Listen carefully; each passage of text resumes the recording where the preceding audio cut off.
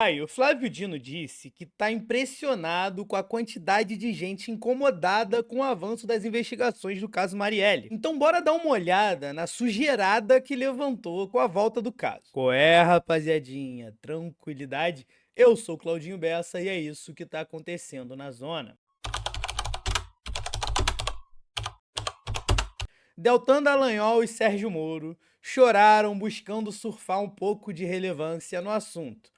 Carluxo também proferiu seus devaneios no Twitter e uma série de história mal contada veio à tona. Então vamos às hipóteses.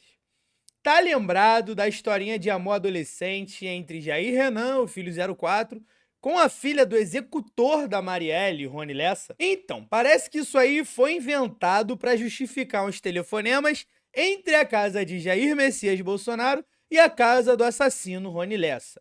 O jornalista Bruno Paes Manso, pesquisador no Núcleo de Estudos da Violência da Universidade de São Paulo, apontou uma inconsistência grave nas investigações. Na época do crime, foram apontados vários registros de telefonema entre as casas do então deputado federal Jair Bolsonaro e o sargento da reserva da Polícia Militar, Rony Lessa. Os dois moravam no mesmo condomínio no Rio de Janeiro, o Vivendas da Barra. Aí que tá, vamos lá. Jair Renan nasceu em 98, ou seja, quando ele tinha 11 anos de idade, já tinha um WhatsApp no Brasil. Aí tu vai me falar que dois adolescentes iam se falar por telefone fixo?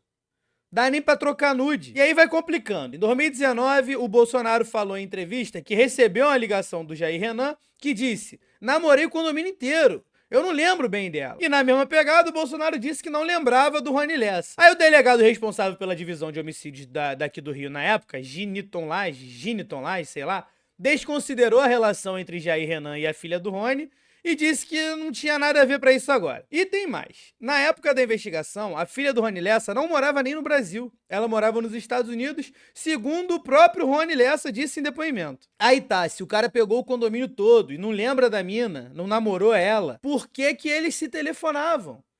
E se eles não se telefonavam, quem é que tava nesse telefonema? Qual é a desculpa agora? Isso é uma das histórias que voltaram e que precisa de explicação. Outra é, o ex-juiz parcial e o, por enquanto, senador Sérgio Moro, e o ex-procurador da Lava Jato e já ex-deputado Deltan Dallagnol, foram dois que criticaram os métodos utilizados pelos investigados. Delação premiada. Foi muito utilizado como principal fonte de prova para muitos condenamentos na Lava Jato.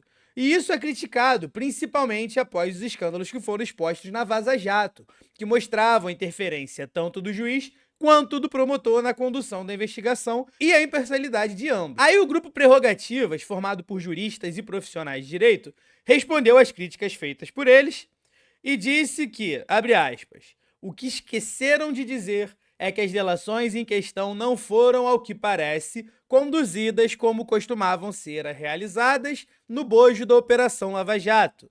Não foram sugeridas por juízes, promotores ou por delegados da Polícia Federal, não foram e não poderiam ser o único ou até mesmo o mais importante meio da prova, não foram obtidas por torturas de qualquer natureza, não foram vulgarizadas, monetizadas ou premiadas no velho costume da chamada República de Curitiba.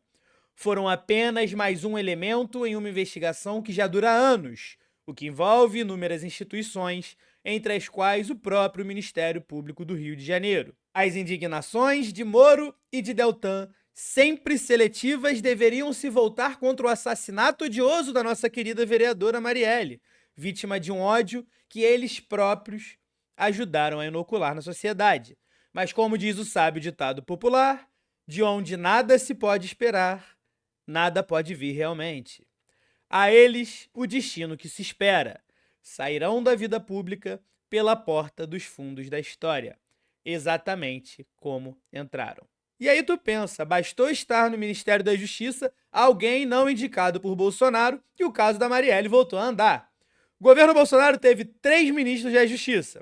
Primeiro, Sérgio Moro, que não só não fez nada com o caso da Marielle, como mandou investigar o porteiro que disse que um dos assassinos do crime tinha entrado no condomínio do Bolsonaro no dia do crime com a autorização do seu Jair da casa número 58, que é a casa do ex-presidente da República. E essa foi a participação do Moro no caso da Marielle, mandar investigar o porteiro.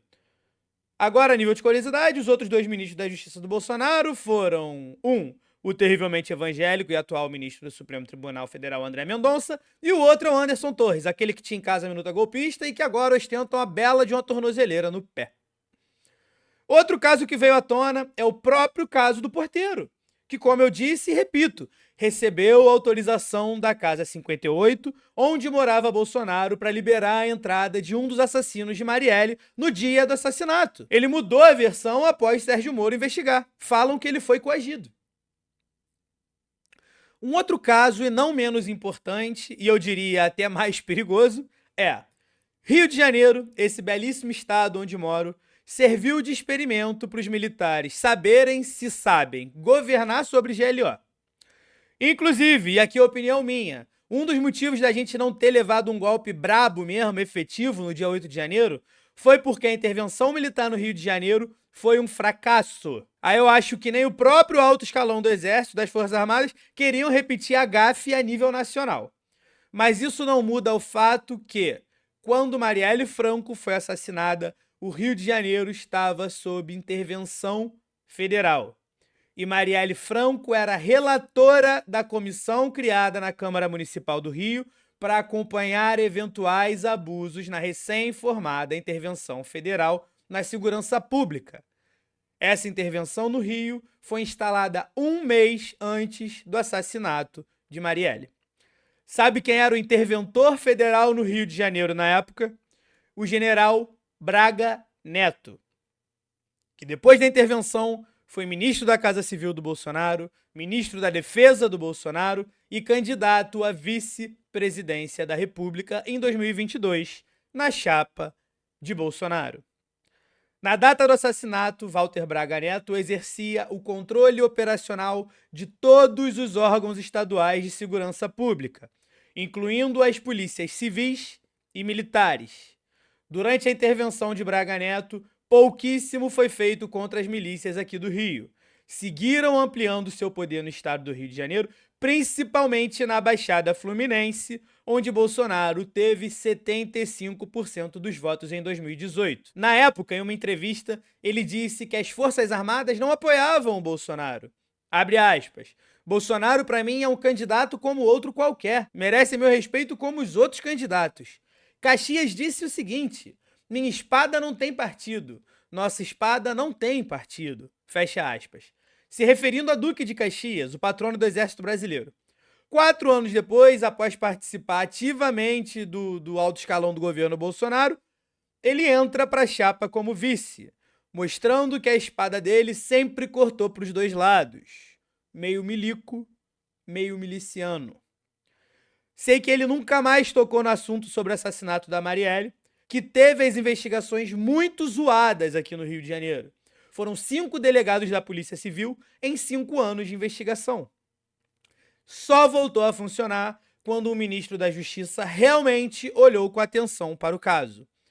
Eu não estou dizendo que o Braga Neto é o mandante ou que ele sabe quem seja, mas como ele era o interventor federal na época do assassinato, ele tem obrigação de responder.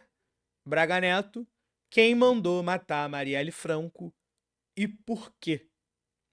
E é isso. Deixa teu like no vídeo, se inscreve no canal do Zona Curva e ativa as notificações. Comenta pra mim o que tu acha disso tudo, porque tem muita coisa acontecendo. Valeu!